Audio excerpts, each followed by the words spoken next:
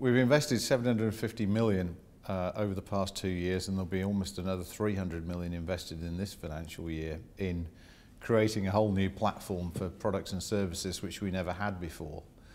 I think that when the business exited examinership in 2012, one of the key problems which it was facing was the substantial underinvestment which had happened in previous years. So that's been remedied by the scale of investment which we've made and which we continue to make.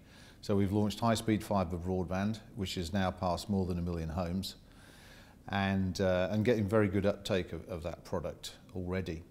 We were the first to launch 4G on mobile. We bought the spectrum in the spectrum auction in November 2012, and then we rolled it out as rapidly as we could. And we developed IPTV, so TV capability, which we'd never had before, and a new billing platform, which we call Springboard, to underpin all of that and to allow triple play and quadruple play billing on a single bill. And so I think all of that has transformed our potential. As you say, it's given us TV triple play and quadruple play capability, and so far we're still the only player with that in the market. That will change over time.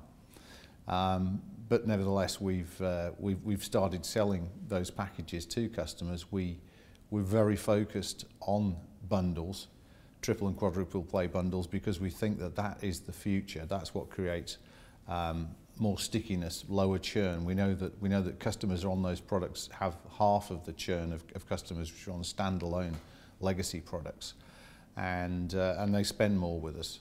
And so the customer lifetime value is much greater. So that's the lifeblood, that's the future of the business, and it's been vital to get us there. And as the market evolves and other people gain that capability, we intend to maintain a strong position in that area. We have invested heavily in high-speed fibre broadband, and as I said, we've now passed 1 million homes and business premises in Ireland.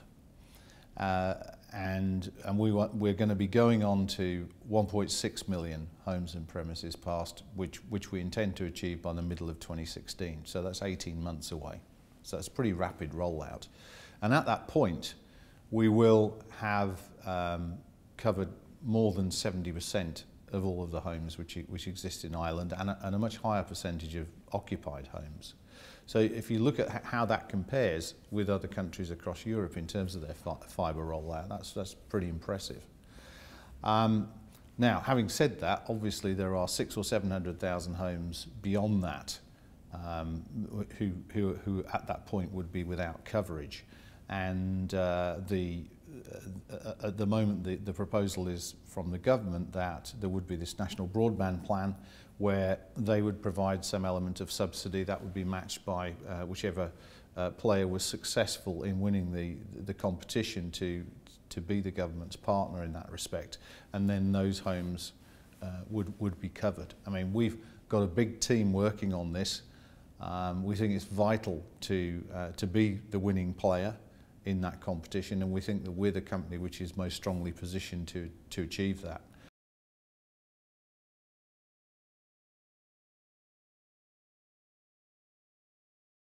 I think that in the 1.6 million footprint which we're rolling out to, I mean, it's going to have a revolutionary effect, because people can achieve speeds of up to 100 megabits per second, as I said earlier, on the basic fibre to the cabinet product. 70% of our footprint, in fact, with most people getting 70 megabits per second. And where we roll out fibre to the home, they can get up to 1 gigabit per second.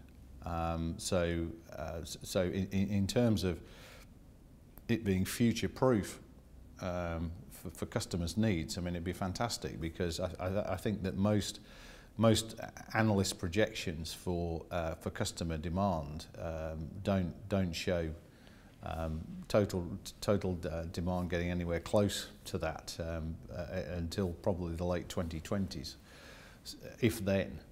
So I think that's a great solution, and obviously it's going to revolutionise people's lives. They can access the new entertainment services which they want to see, whether it be Netflix or our own IPTV, which is delivered over the internet, the 4K TVs, the ultra high definition TVs, which are in their infancy at the moment, but I'm certain will be just as prevalent as HD TV is today, one day. They've certainly come down in price. They were €2,500 a year ago. Now they're 500 or 600 euros. So I think that the content providers will start to keep pace with the development in the technology and the demand for the technology. So, so all of that is going to play into the need for greater bandwidth, and fixed fibre is really the only reliable means of supplying that. And I think that if you look at the rural areas of Ireland as well, this is a kind of once-in-a-generation opportunity to improve the service which is provided to the people who live in those areas. I mean, people say it's rather like the electrification of rural Ireland, which happened, I don't know how many years ago, but you know, that obviously had a dramatic effect on people's lives, and I think this will too. It'll enable them to be able to work from home. It will expand rural economies because of greater connectivity, and I think will be very beneficial for the economy as a whole. So so we're really excited to have the potential opportunity to play our part in that process. I think there's been a distinct change in our culture over the last 2 years. We've seen the headcount reduce from 5,700 2 years ago to just over 3,500 today, and it's been a voluntary process. So those people who've wanted to leave or take early retirement have left, and those people who've wanted to stay, many of whom had the opportunity to leave if they wanted to, have decided to stay. So so I think that's had quite a fundamental impact on the outlook within the business, and we've got people who believe in the future of the business and who want to make it successful. And I think that that's been reinforced by the fact that we've made all these investments. I think there was a lot of cynicism in the years before that, where they could see competitors making investments and we weren't responding. And therefore people were worried about their future and the future of the business. But now that we've made this investment, which, as I said, is over £1 billion over the last 3 years, including this one, and will be 1.5 billion by the time we've completed it in 2 years' time, is really giving people confidence that we're putting our money where our mouth is. We took the right decision, but having taken it, I think the corollary of that is that we're not going to be going back to the markets again in 12 months' time, because although the market has already improved substantially from where it was, what we want to do now is to demonstrate the full potential of the business by achieving growth in revenues and in earnings. We've had 9 consecutive quarters of stable earnings, but now we need to see growth. And the top line, whilst it's improved in the sense that 2 years ago it declined by 9% year on year, last year it declined 6%, this year it will decline between 2 and 3%. So obviously that too is stabilising, and we hope that we'll see some growth next year. This is now a new 3 to 5 year process to achieve the full potential of the business.